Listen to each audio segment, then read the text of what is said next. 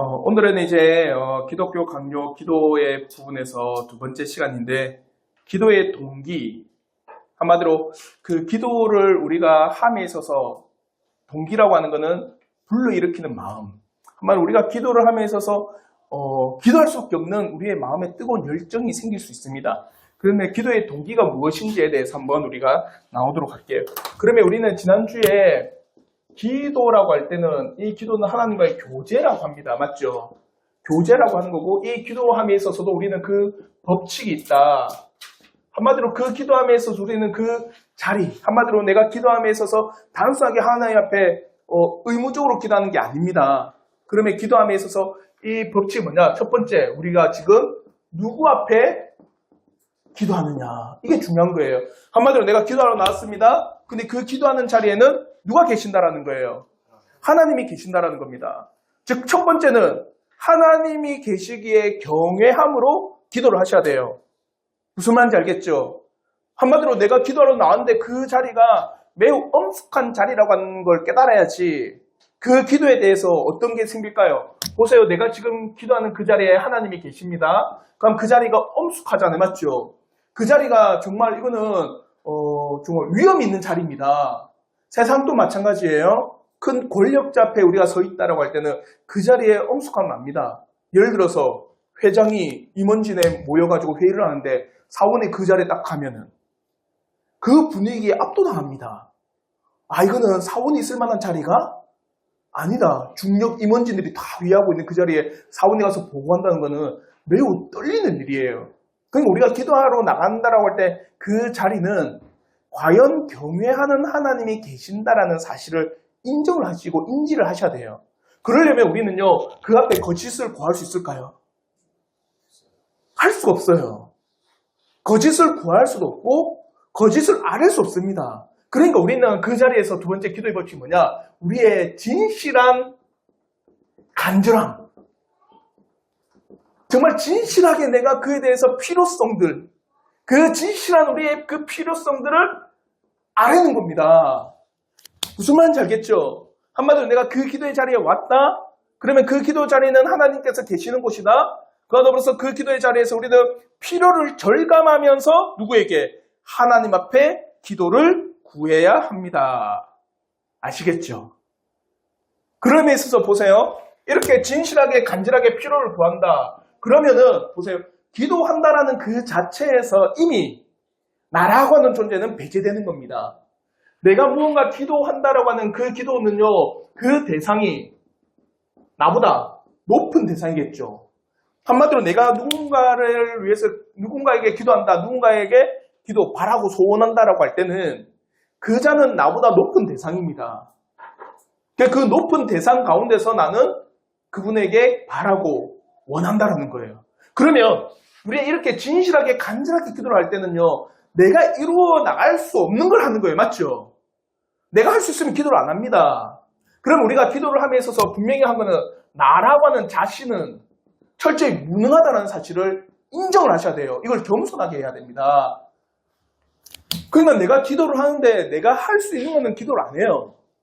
그러니까 무언가 내가 필요성을 느끼고 무언가 이게 간절함을 느낄 때는 지금 내가 이걸 해야 되는데도 불구하고 할 수 없구나. 그럼 아버지가 그것을 들어주시길 바랍니다. 그러면서 나의 그 모든 간절함의 진실함을 가지고 나는 결코 무익하다는 사실, 나라고 하는 존재는 결코 하나님 앞에 의롭지 못하다는 그 겸손의 자세를 가지고 뭐 해야 된다? 기도를 하셔야 돼요. 아시겠죠? 그리고 이제 네 번째 기도의 법칙이 뭡니까?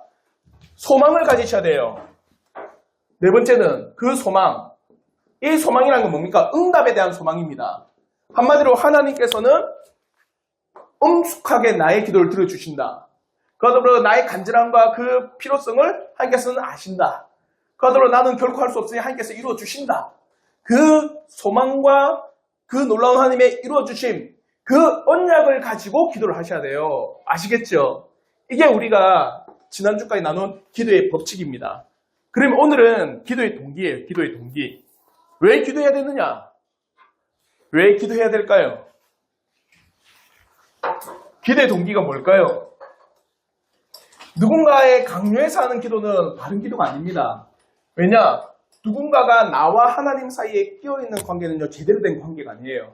보세요. 중세시대는 하나님께서 사람이라고 하는 이 죄인이라고 하는 이 존재에게 하나님께서 응답하실 때 그 중간에 매개체가 딱 있습니다. 누굴까요? 그렇죠. 사제, 제사장. 한마디로 그 당시에 사제라고 하는, 오늘날 신부라고 하는 이 매개체를 가지고 죄인이 아랠 때 이 사제의 신부가 어떻게 해요? 하나님께 아뢰고 하나님께서 이 사제에게 응답하시면 어떻게 해요? 그 중간에 매개체가 있다라는 이 관계는요, 매우 불완전한 관계입니다. 누군가의 올바른 관계, 내가 누군가와 올바른 관계를 맺고 있다라 할 때는 그 중간에 매개체가 없어야 돼요. 그게 정당한 관계입니다. 아시겠죠? 그러면서 보세요. 기도라고 하는 것도 마찬가지입니다. 하나님께서 그 사람인 죄인에게 이 기도라는 것을 그 중간에 매개체 없이 우리가 직접적으로 어떻게 해요? 올려드리는 그 기도를 이야기를 하는 겁니다. 그러면 왜 기도해야 되느냐? 하나님께서 우리에게 명령하셨기 때문이에요. 하나님께서 직접 우리에게 뭐라고 합니까? 기도하라고 하십니다.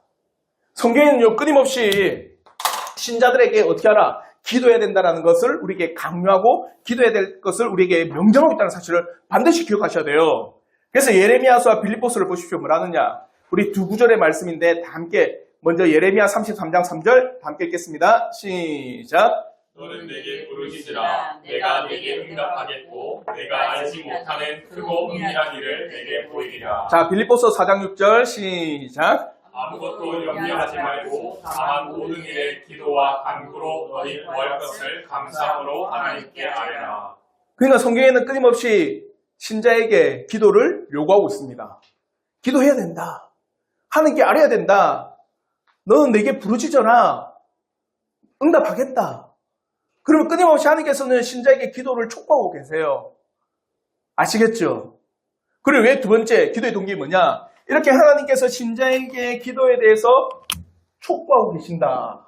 한마디로 신자에게 기도하라고 요구하신다. 하나님의 요구는 우리는 반드시 해야 됩니다. 맞죠? 그리고 또 우리는 그렇다고 해서 하나님의 요구만 하겠다 해서 우리가 또 죄인된 우리가 기도를 하는 것보다는 기도 안 하는 게 참 많겠죠.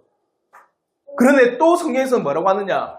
이런 죄인에게 이런 기도의 촉구뿐만 아니라 하나님께서는 반드시 그에 대한 응답. 한마디로 하나님께서는 네가 기도할 때 그에 대해서 내가 들어주마라고 약속을 하셨다는 이 사실, 언약이라고 하는 이 사실이 주어져 있다는 거예요. 그래 보세요. 우리가 기도할 때 하나님께서 내 기도를 들어주시고 응답하신다는 사실이 믿어지면은 기도가 참 재밌어요. 아이들이 부모에게 막 요구한 걸 왜 계속 요구할까요? 오늘 보세요. 안 들어주면 절대 요구 안 합니다. 들어주니까. 들어주니까 이것도 요구하면 들어주고 저것도 요구하면 들어주니까 애들이 재밌어요. 아, 우리 부모님은 내가 말하는 것을 정당한 거에 대해서 들어주시는 분이야. 아, 내 부모님은 내가 정당하게 뭐 어떤 걸 요구했을 땐 웃으면서 재미있게 즐겁게 그것을 들어주시는 분이야. 그러니까 아이들은 계속 요구합니다. 그러니까 하나님께서 우리에게 기도하라고 하셨어요. 근데 기도만 하라고 할 뿐 약속이 없다면 누가 기도할까요? 허공에 외치는 메아리밖에 안 됩니다. 한마디로 나는 계속 기도를 하고 있는데 그 기도는 결코 응답이라고 하는 것, 약속이라고 하는 것이 전혀 없는 기도예요. 늘 그냥 외치고만 있어요. 그러면은 모든 사람은 어느 순간인가 지쳐서 기도를 하지 않습니다. 왜 기도를 하라고 우리에게 말씀하시느냐? 언약과 약속과 믿음의 응답이 있기 때문입니다. 그러니까 기도를 하면서 하나님께서 반드시 우리에게 약속을 하신다는 사실을 꼭 기억을 하셔야 돼요. 그래서 사무엘상 7장 27절에 뭐라고 하느냐? 사무엘하 7장 27절 다 함께 읽겠습니다. 시작. 만군의 여호와 이스라엘 하나님이여 주의 종의 귀를 여시고 이르시기를 내가 너를 위하여 집을 세우리라 하셨으므로 주의 종이 이 기도로 주께 간구할 마음이 생겼나이다. 누구의 기도인지 아세요? 다윗의 기도입니다. 한마디로 다윗이 뭘 기도하느냐? 기도를 해요. 그 기도의 내용이 뭐냐면 성전을 건축하는 겁니다. 이걸 누가? 하나님께서 다윗에게 말씀을 하셨어요. 그러니까 다윗에게 뭡니까? 기도할 마음이 생겼다라는 거예요. 한마디로 이스라엘 하나님이여 주의 종의 귀를 여시고 이르시기를 내가 너를 위하여 집을 세우리라 하셨다. 그걸 말씀하셨다라는 거예요. 너를 통해서 내 집을 세우겠다라고 하셨다면 그러므로 말미암아 내가 어떻게 기도할 마음이 그 가운데서 샘솟았다라는 겁니다. 하나님께서는요 우리에게 기도하라고 명령하실 뿐만 아니라 그 기도를 통해서 하나님께서 베풀어 주시고자 하는 그 약속이 있다라는 거예요. 그러면 우리는 끊임없이 기도를 해야 되는 게 당연한 겁니다. 그러면 제 질문을 다른 게 뭡니까? 왜 그럼 기도를 하지 않을까요? 기도하지 않는 이유는 뭡니까? 약속을 모르기 때문이에요. 또 약속을 모르는 것뿐만 아니라 또 뭘 모를까요?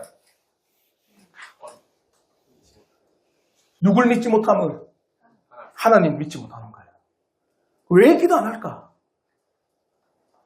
하나님께서는 그 기도하는 자에게 약속을 베풀어 주신다. 그 언약의 약속을 이루어 주신다고 하셨거든요. 분명히 성경에 그 말을 하고 있습니다. 그래서 끊임없이 신자에게 기도를 독려하고 있어요.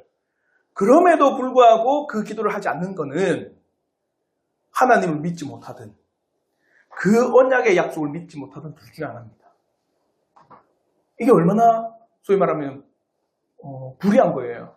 하나님을 믿지 못한 것은 악한 겁니다. 그래 기도하지 않는다는 건 매우 심각한 잘못이에요. 그래서 제가 그 밑에 기도에 대해서 이렇게 칼빈을 통해서 이렇게 이야기합니다. 절대로 우리 자신의 공로에 의존하는 것이 아니다. 그 모든 가치와 성취의 소망이 바로 하나님의 약속에 기초하고 근거하는 것이다. 그러므로 기도할 때 다른 것에 기댈 필요가 전혀 없고 여기저기 도움을 구하려고 기웃기웃할 필요가 전혀 없다. 한마디로 기도를 하는 것은 이겁니다. 칼빈이 기도는 나 자신이라고 하는 존재의 의지의 대상이 아니다. 기도라고 하는 것은 누구? 하나님의 언약, 그 약속에 기초하는 것이다. 그러니 기도는 어디에 기웃기웃거리지 마라. 누구에게만? 하나님에게만. 무슨 말인지 알겠죠? 왜냐? 하나님의 언약과 약속이 그 가운데 주어지기 때문입니다. 그러면 이것은 보세요. 바울도 우리에게 동일하게 말합니다. 바울이 자기도 당신들과 같은 성경이 동일한 사람이라고 합니다. 그러면 바울은 뛰어난 신앙과 뛰어난 하나님의 일들을 한 이유는 뭘까요? 그가 우리보다 더 위대하고 더 정결한 사람이라서? 아닙니다. 성경의 믿음의 조상, 선지자, 오늘날 신자는요, 동일하게 기도하라는 명령이 주어진 거예요. 믿음도 공통이고 하나님의 말씀과 약속도 공통입니다. 차이는 뭘까요? 보세요. 이 말이 뭐냐면 우리의 믿음의 조상들 아브라함 그리고 이삭 그리고 야곱 그와도 요셉을 비롯한 또 다윗 그리고 수많은 신약의 사도들 그리고 바울 이 모든 위대한 인물들은 우리와는 매우 다른 뛰어난 능력을 가진 존재들일까요? 이들은 하나님께서는 다르게 태어나게 만드신 사람일까요? 성경은 분명히 말합니다. 이 믿음의 조상들도 연약하여서 넘어지기도 하고 연약하여서 쓰러지기도 하고 넘어지기도 하고 죄를 짓기도 하고 큰 사고를 칠 때도 있어요. 그러면 바울은 나는 죄인 중에 뭐라고 합니까? 괴수라고까지도 해요. 나는 예수를 믿는 자를 죽이려고 했던 사람인데 이렇게 하나님 앞에 뛰어난 신자가 되는 이유는 뭘까요? 다른 게 아니에요. 기도하고 하나님의 언약과 약속을 믿고 나갔기 때문이에요. 하나님께서 말씀하신 것은 반드시 이루어 주신다. 하나님의 말씀하신 건 반드시 성취해 주신다. 하나님의 약속하신 건 반드시 이루어 나가시는 분이다. 나는 그것을 믿을 뿐이라는 거예요. 우리의 믿음의 선조들, 믿음의 선지자들은요, 우리가 다른 사람이 아닙니다. 그들도 기도했던 사람이고, 기도하라는 명령을 받았던 사람이고, 그래 우리는 그와 동일한 사람이기에 우리도 어떻게 하면 믿음으로 기도를 해야 된다는 거예요. 그럴 때 때로는 우리의 삶에서 이루어져 나가는 일들 가운데 하나님께서 말씀으로 역사해 주시는 겁니다. 아시겠죠? 그 기도를 하셔야 돼요. 그러면 15절부터 16절에는요, 두 번째, 이 페이지에 보면, 자녀의 기도에 응답하시는 하나님이다. 칼빈은 분명히 하나님께서는 신실하게 그의 자녀의 응답하시는 하나님이실 믿고 기도를 합니다. 근데 재밌는 말을 해요. 오늘날 하나님의 자녀가 아닌 사람들의 기도도 하나님은 들어주실까요? 안 들어주실까요? 그렇죠. 이게 문제예요, 이게. 보세요. 하나님은 신자의 하나님, 우리 믿는 자의 하나님, 맞죠? 우리가 자녀되기 때문에 하나님께서 나의 아버지가 되심을 맞습니다. 근데 보세요. 하나님은요, 누구의 기도도, 악인의 기도도 들어주신다. 이거예요. 어떻게 이해할래요? 악인의 기도도 들어주시는데 하물며 의인의 기도는 안 들어주시네. 더 기도하라고 우리에게 동기를 부여하는 겁니다. 한마디로 하나님께서는요, 잘못된 기도도 응답하신다.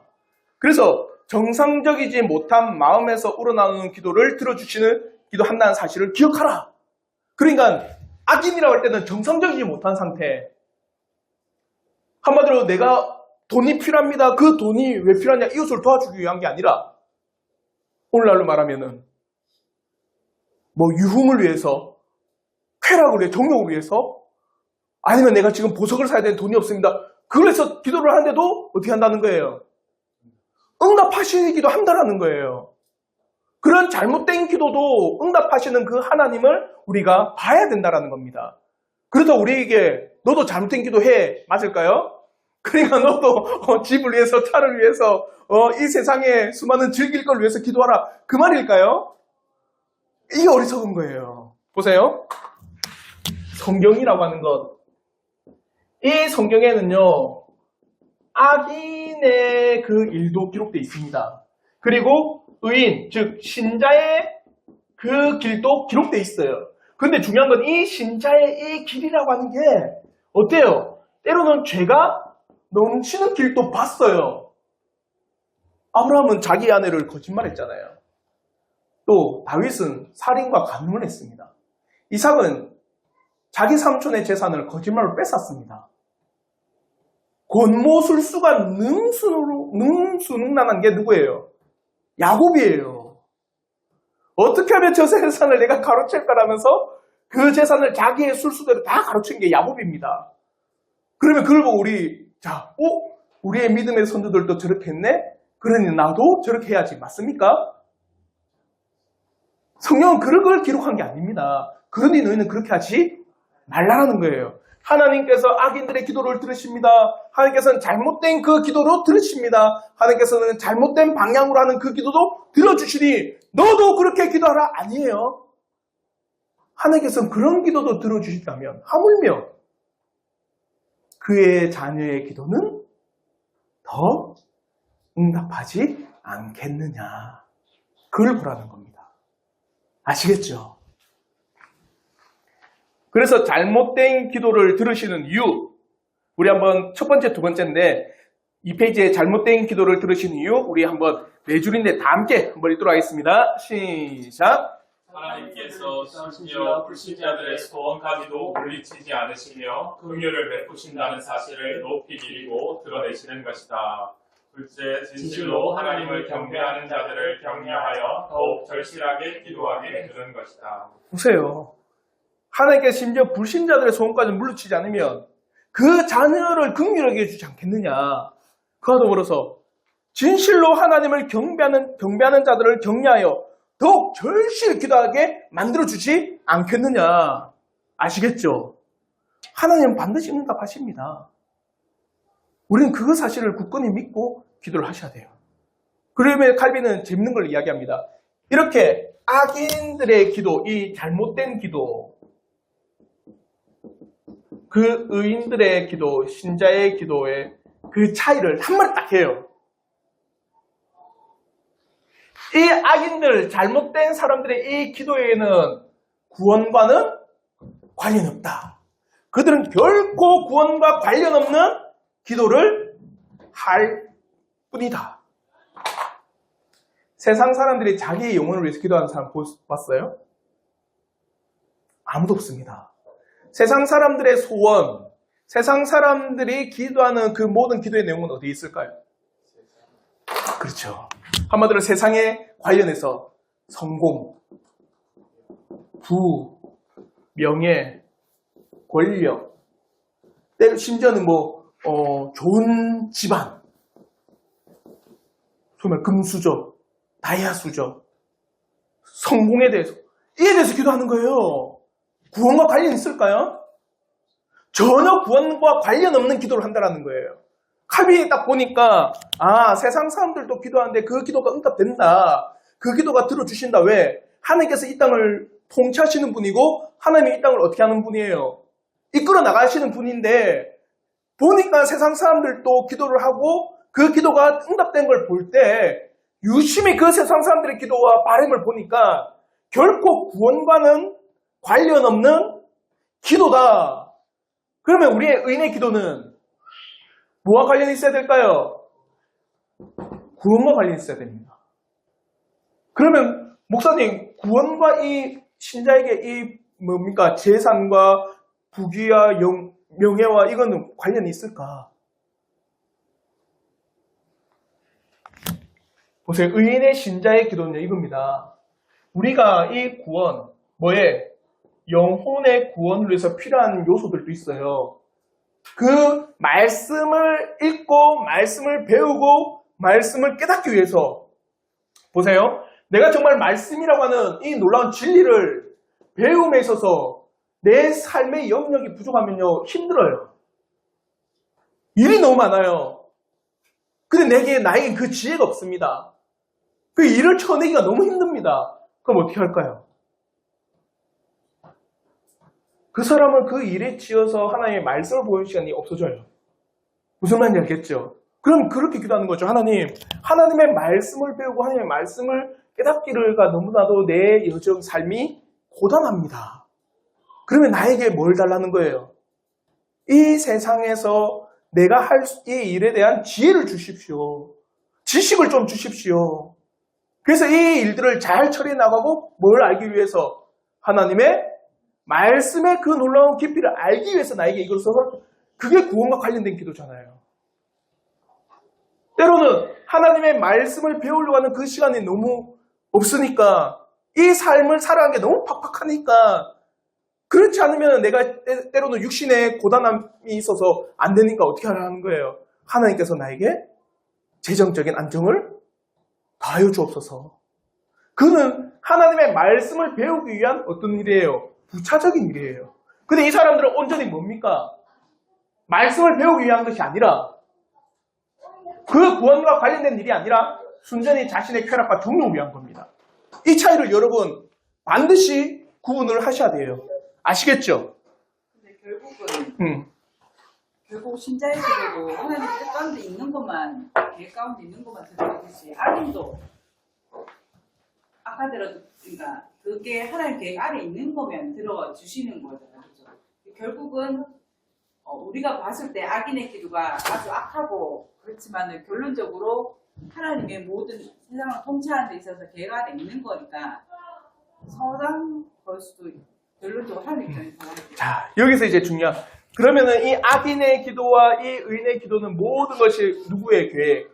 하나님의 그 계획 안에 있기 때문에 하나님의 입장에서 이게 선하지 않냐. 자, 선할까요? 하나님 입장에서? 악할까요? 하나님의 입장에서는 이 둘 다를 드러내시기 위해서 하나님 앞에 선한 일들입니다. 왜냐? 보세요. 악인들이 그렇게 기도하여서 자신들이 이 세상의 성공과 부와 명예와 권력과 집안의 잘됨 다 얻었어요. 그러면 이 세상뿐입니다. 이걸 통해서 하나님께서 뭘 드러내실까요? 훗날 그저 하나님의 공의를 나타냅니다. 하나님의 공의가 나타나는 거예요. 어떤 공의? 심판의 공의가 나타납니다. 그래서 성경에서는 분명히 말합니다. 부자가 천국에 들어가기가 낙타가 바늘기로 들어가는 것보다 매우 매우 힘들다. 못 간다가 아닙니다. 힘들다라는 거예요. 왜 힘들까요? 이 세상에서 누릴 게 너무 많거든요. 그 수많은 돈을 가지고 이 세상에서 누릴 수 있는 어마어마한 일들이 많으니까 그가 영혼에 대해 생각할까요? 안 합니다. 내 영혼의 궁핍함, 내 영혼의 핍절함, 내 영혼의 비참함, 내 영혼의 죄 가운데 있다는 거 생각 안 해요. 그냥 하나님께서 그대로 내버려 두시는 겁니다. 때로는 그에게 더해지는 부귀와 영화가 그 영혼의 멸망에 이르도록 하는 하나님의 작정일 수도 있어요. 그래서 하나님께서는 이 일들을 통해서도 하나님의 뭘 나타내시는 겁니까? 공의로움을 나타내는 겁니다. 이걸 통해서는요. 하나님의 사랑을 나타내는, 긍휼과 사랑과 자비를 나타내는 겁니다. 이 모든 것이 하나님의 섭리의 뜻 안에 있는 겁니다. 그러니까 우리가 가난하다고 해서 우리가 때로는 이 땅에서 핍절하다고 해서 그것이 고통스럽지만은 그게 하나님 앞에 선한 일들이 되기도 합니다. 그러므로 우리가 더 하나님 앞에 기도하고 더 하나님을 의지한다면 선한 거예요. 아시겠죠? 그런 측면에서도 이거는 하나님 모든 일들은 하나님의 그 선한 뜻 안에 있어요. 그래서 너무 불효하지 마십시오. 제가 유튜브 보니까 어떤 이제 부동산 업자가 어디 롯데 그 타워 이름 뭐죠? 서울에 롯데 큰 높은 빌딩 있잖아요. 그게 보니까 아파트도 안에 있더만요. 호텔이 있고 아파트도 있고 얼마냐 190억이래요. 이거 월세가 얼마냐니까 5억이에요. 월세가 얼마게요? 3,500이래요. 3,500 월세가. 그래서 부동산업자가 뭐라는 줄 아세요? 그걸 촬영해서 보여주는 사람이 여기에는 누가 들어옵니까? 그러니까 회사 CEO IT 업계 그리고 지금 이제 뜨는 스타트업 사장님들 많이 들어오신다. 그리고 또 누가 들어오냐면 연예인들이 많이 들어온다. 그래서 이 부동산업자가 뭐라는 줄 아세요? 나도 이게 참 들어오고 싶다. 그런 젊은 사람들이 들어온 걸 보고 나도 소망을 가진다. 전혀 자신의 영혼은 생각 안 합니다. 그런 측면에서도 하나님 앞에 이 모든 것들은요. 하나님의 작정을 선하심 안에 있다는 걸 우리가 믿으셔야 돼요. 그게 우리에게 가장 큰 저는 유익이라고 봅니다. 그러면서 신자가 금해야 할 뭡니까? 기도에 대한 오해는 뭐냐? 마치 완전한 믿음이나 완전한 회개가 기도에 담겨 있지 않으면 그리고 간절한 열심과 소원이 합당하게 구성되어 있지 않으면 하나님께서 그런 기도를 들으시지 않는다는 식으로 생각하지 말아라. 이거예요. 보세요. 우리가 이 악인의 기도도 들어주시는 그 하나님, 잘못된 기도도 들어주시는 하나님이라고 한다면 우리는 더욱더 하나님 앞에 기도하는 마음이 생길 뿐만 아니라 우리에게도 뭡니까? 우리는 완전할까요? 두 번째, 너의 간절함을 두고 기도를 하라 했잖아요. 맞죠? 그 간절함이 완전한 간절함일까요? 불완전한 겁니다. 맞죠? 불완전함에 있어서도 우리는 더욱더 하나님 앞에 평강 가운데 기도하는 이유는 뭡니까? 이런 잘못된 기도 들어주시는데 불완전한 우리의 기도도 하나님은 어떻게 하신다? 응답하신다. 그걸 보라는 겁니다. 우리는 결코 완벽하게 간절하거나 완전하게 우리가 필요하거나 그걸 모릅니다. 그럼에도 불구하고 하나님은 어떻게 하신다는 거예요?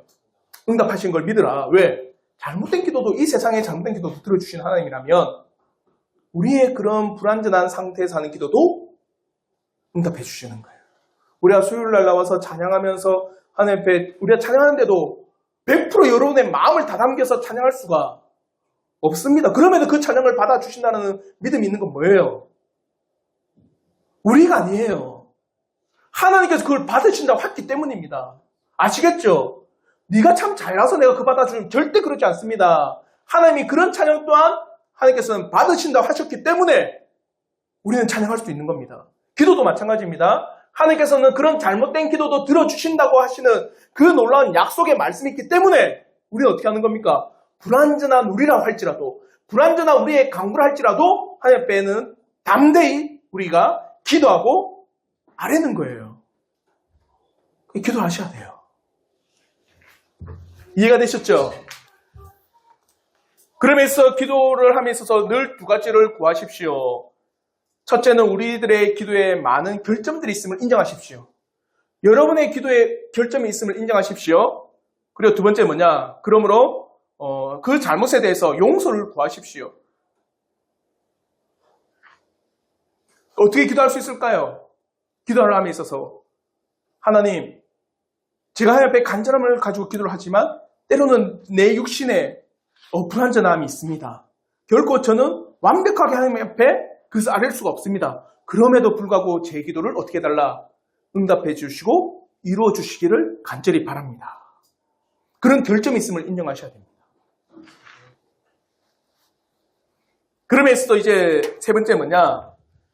우리가 이렇게 기도를 하는 것과 더불어서 그렇게 응답하심에 대한 그 확고한 이제 결정적인 한 방을 딱 때려요, 칼빈은. 누가 그걸 들어주신다는 거예요? 그리스도께서 우리의 중보자가 되셔서 우리의 기도를 이루신다라는 겁니다. 그러니까 내가 이루어 나가는 게 아니라 누가? 그리스도께서 우리의 중보자가 되셔서 우리의 기도를 들으신다는 거예요. 신자의 기도를 들으신다고 하는 이유는 신자가 가지고 있는 순전함이 절대로 아니다. 바로 예수 그리스도께서 신자들을 위해서 강구하시는 것이고 또한 예수 그리스도의 중보로 말미암아 하나님 아버지께서 받아주시는 것이다. 이거예요. 신자가 막 기도한 데에서 하나님께서 그래 악인의 기도를 들어주시는데 우리의 기도, 우리 스스로의 기도, 우리의 모든 기도를 다 들어주시겠지. 그게 아니라 이겁니다. 신자가 그 불완전함 가운데서 그 기도를 하매 그 기도를 누가? 예수 그리스도께서 그 중보로 누구에게? 하나님 앞에 그 기도를 아랜다는 거예요. 그래서 오직 우리의 중보는 누구밖에 없습니까? 그리스도밖에 없다. 그 그리스도의 그 우리의 기도의 중보를 하나님 앞에 아르니 그 하나님께서 우리의 기도를 어떻게 하신다는 거예요? 응답하신다. 누구를 말미암아? 예수 그리스도를 말미암아. 이게 중보자 그리스도입니다. 네. 요한 1서 2장 1절에 우리가 연약하게 넘어질지라도 낙심하지 말고 기도하라. 우리에게는 대언자인 누가 있다? 예수 그리스도가 있도다.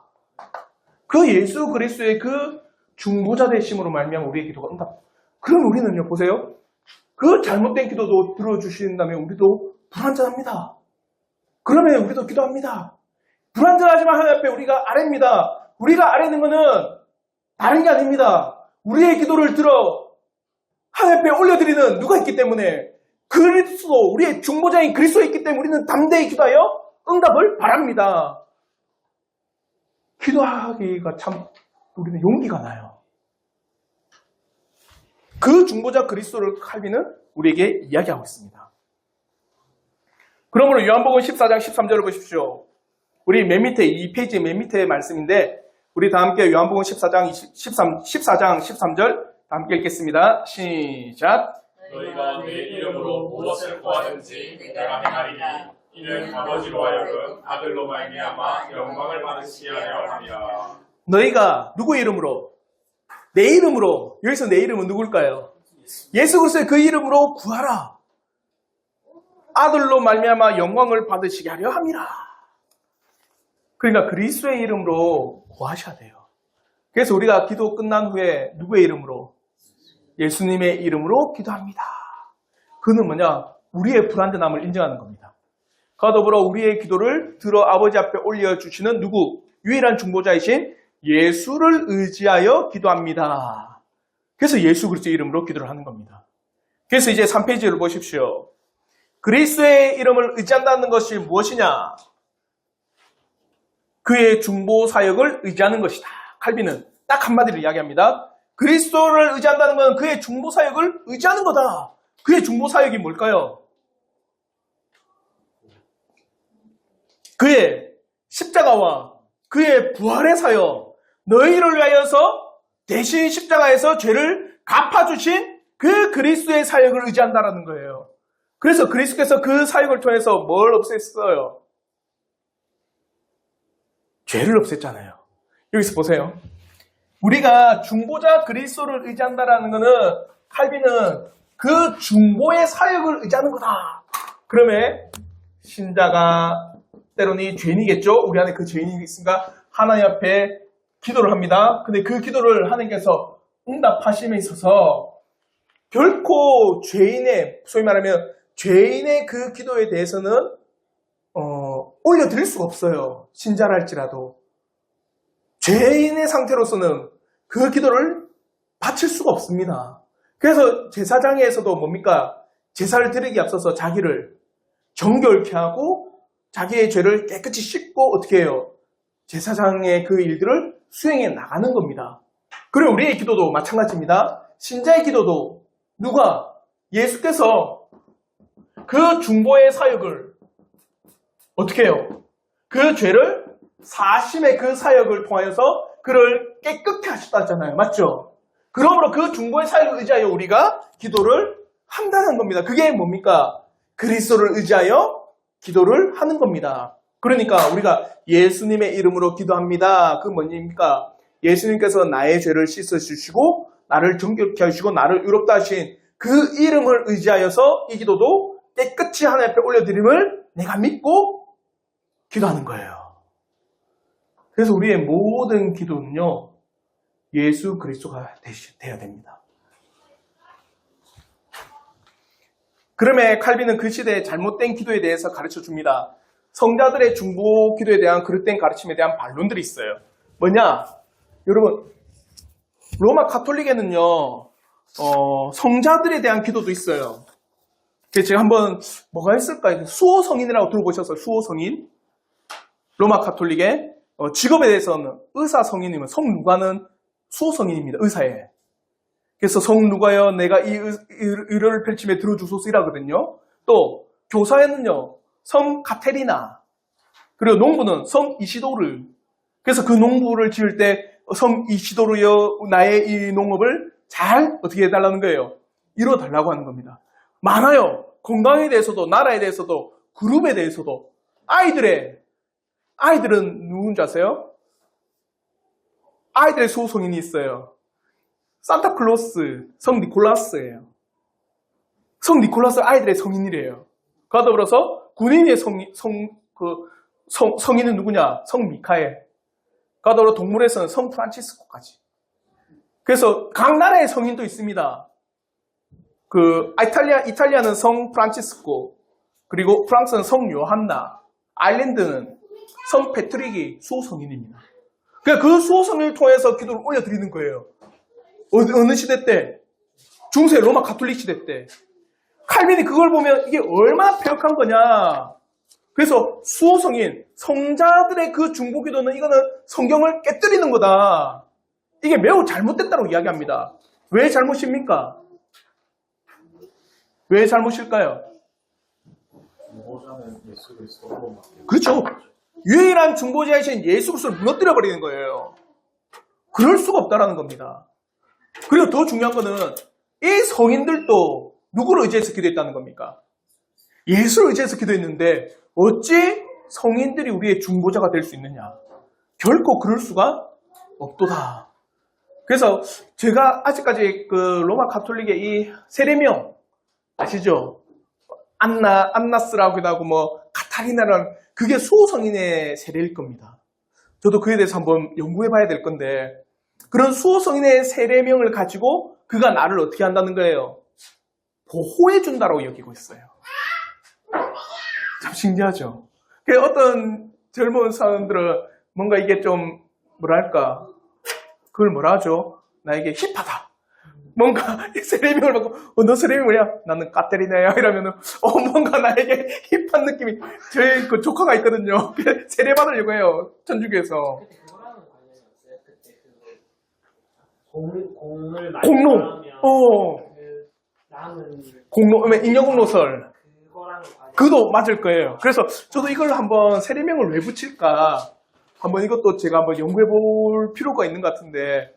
그래서 이 수호 성인을 보니까, 각각 보호하는 그런 성인들이 있구나.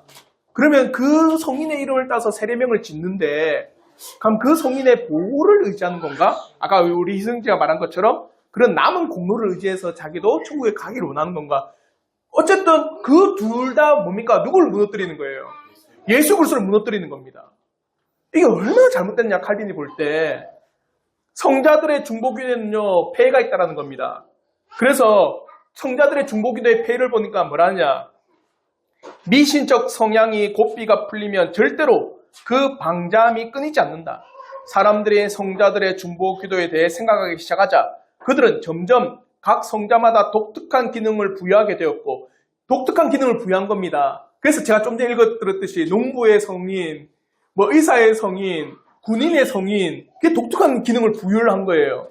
이게 얼마나 사람이, 보세요. 이 죄라고 하는 것을 그 순간에 하나에 허용하잖아요. 그러면 그게 모든 죄가 다 쏟아져 들어옵니다. 그 문을 비집고. 보세요. 아담과 하와가 엄청난 죄를 지었을까요? 당연히 엄청난 죄를 지었죠. 근데 하나의 죄입니다. 어떤 죄? 선악과를 따먹는 그 하나의 죄를 말미암아 온 땅에 뭐가 관영해진 거예요? 모든 죄가 관영해진 거예요. 문이 하나 열리잖아요. 걷잡을 수 없는 죄의 문이 열려져 버린 겁니다. 그러니까 성인에 대한 중보기도 좋지 않냐? 그걸 허용하는 순간에 이런 배역한 일들까지도 벌어졌다. 각각의 기능을 따라서 성인을 배치하는 이런 우상숭배가 어디 있느냐? 그래서 좀 전에 읽었던 농부의 성인, 의사의 성인, 군인의 성인, 이탈리아 나라의 성인, 아일랜드의 성인, 이런 각각의 성인의 기능을 부여해서 그들을 성인을 의지하여 기도한다는 이런 배역한 일들이 발생해버린 거예요. 우리 이걸 통해서도 우리가 교훈을 얻으셔야 됩니다. 민감하셔야 돼요. 뭐에 대해서? 죄에 대해서 민감해야 돼요. 그 죄가 조그만 틈이 들어오잖아요. 그러면 그 틈이요, 댐이 한순간에 무너지듯이 우리의 삶에 확 밀려 들어옵니다. 근데 그 당시에도 성인들의 이 중보기도가 이렇게 배역한 각각의 성인의 기능을 부여해서 그들의 중보기도를 올려드리는 이런 폐단을 낳았다. 꼭 기억하십시오. 우리의 유일한 중보자는 누구다? 예수 그리스도밖에 없습니다. 칼빈은 이렇게 해서 기도를 해야 될 그 동기들, 그리고 그 기도를 함에 있어서 때로는 우리의 연약함이 있다는 걸 인정하고, 그 연약함이 뭡니까? 우리의 불완전함, 완전하지 않다. 그럼에도 불구하고 우리가 기도하는 이유는 그런 잘못된 기도도 하나님이 응답하신다라는 사실, 그리고 우리를 의지하는 게 아니다. 우리의 중보자인 예수 그리스도를 의지하고 기도하기에 너는 담대히 말하, 기도하라. 저는 우리 성도들이 진실히 기도하는 사람이 되길 바랄게요. 질문도 오늘날 한국교회의 잘못에 대한 인정보다는 이익에 이끌려 잘못하는 것은 무엇인가? 왜냐? 성자의 이 중보기도가 엄청난 악이잖아요. 그럼에도 안 없애는 이유는 뭐냐? 사람들이 좋아한다고. 이게 잘못인데도 불구하고 잘못을 인정하지 않고 더 뭡니까? 그것을 수단을 끌어올려서 사람들에게 이야기하는 이유는 뭐냐? 그게 돈이 된다고 생각하기 때문에. 그게 사람들의 마음을 이끌어 나간다 생각합니다. 오늘날 한국교회는 없을까요? 전 그 가운데 직분남용, 돈 주고 직분 사는 일들, 이게 이익이 된다고 생각하는 거예요. 그래서 오늘 한국교회에 정말 이런 일은 없어져야 하는데, 건축하기 위해서 뭘 세운 줄 아세요? 직분자를 세웁니다. 교회에 큰 행사를 하기 앞서서 뭘 세운 줄 아세요? 직분자를 세워요. 왜냐? 그에 들어가는 재정을 감당하기 위해서. 그럼 이런 일들을 또 우리가 유심히 봐야 돼요. 이런 성자에 대한 기도의 오류는 뭐냐면 천사들의 오류를 잘못 알았다. 천사들이 소위 말하면 택하신 자들을 위해서 일을 하는 그런 존재인데 그런 천사와 성인의 존재를 오해하니까 이런 일이 발생했다 이야기예요. 우리 마지막으로 히브리서 1장 14절의 말씀인데 우리 다 함께 한번 읽도록 하겠습니다. 시작. 모든 천사들을 섬기는 영으로서 구원받을 상속자들을 위하여 섬기라고 보내심이 아니냐. 천사들은 있어요. 맞죠? 천사들의 존재는 있습니다. 반드시 있어요. 근데 그 천사들의 역할은 뭐냐? 택하신 자들에게 구원을 베풀기 위한, 한마디로 구원으로 인도하기 위한 역할을 할 뿐이다. 그걸 누구와 오해한 겁니까? 성인들. 성 패트릭, 성 니콜라스, 아니면 성 카타리나 이런 성인들을 오해하여서 그들도 각각의 역할에서 수성인처럼 우리에게 대입해져 버린 것이다. 그러니까 우리는요, 죄에 대해서 민감할 뿐만 아니라 하나님의 말씀에 대해서도 바르게 알아야 되는 게 얼마나 큰 유익인 줄을 아셔야 돼요. 아시겠죠? 오늘 우리가 나눈 거는 기도의 동기입니다. 그 기도의 동기에 있어서 분명한 것은 하나님께서 명령입니다. 그리고 명령과 더불어서 우리에게 약속이 주어져 있기 때문이에요. 그러면 우리는 그 기도에서 약속을 얻음에 있어서 때로는 잘못된 기도도 하나님께서 응답을 하십니다. 그런데 우리의 이 뭡니까? 본성에 연약함이 있어요. 그러니까 그 응답을 우리가 기대한다면 우리는 반드시 그 기도의 자리에 나오고 기도를 하셔야 됩니다. 그럴지라도 우리의 그 응답이 나의 의로움이 절대로 아니다. 우리의 기도를 들으시는 그 그리스도가 중보로서 그 기도를 올려드리기 때문이다. 그래서 오직 유일한 중보자이신 예수 그리스도를 의지하여 당신들이 기도를 하십시오. 그걸 우리에게 지금 칼빈은 가르쳐주고 있습니다. 그러므로 우리 성도들이 정말 각 가정에서도 정말 잠잠히 고요히 하나님 앞에 기도하는 시간을 많이 가지시기를 저는 진심으로 바랍니다. 혹시 질문이 있으시면